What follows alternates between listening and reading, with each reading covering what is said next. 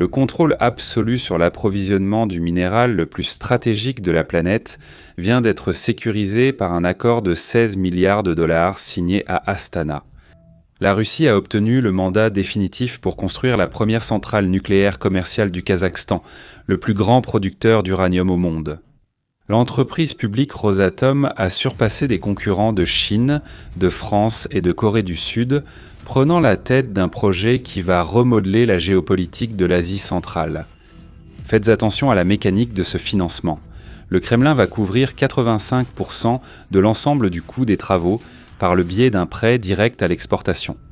C'est grave car cela crée une dépendance en matière d'infrastructures et d'ingénierie qui va durer des décennies, ancrant l'influence de Moscou précisément là où l'Occident tentait d'imposer l'isolement économique.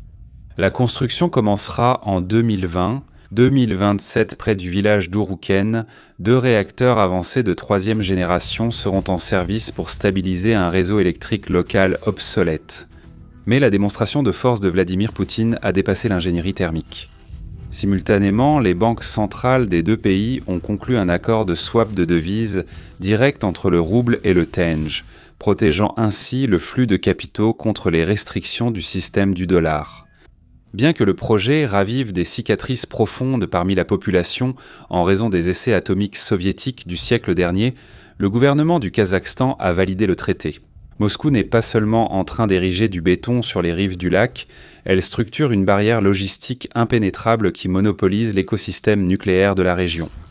Maintenant, blindez votre esprit et voyons si la Russie aura vraiment le cran de terminer ce projet ou s'il ne s'agit que d'une autre mascarade de Vladimir Poutine.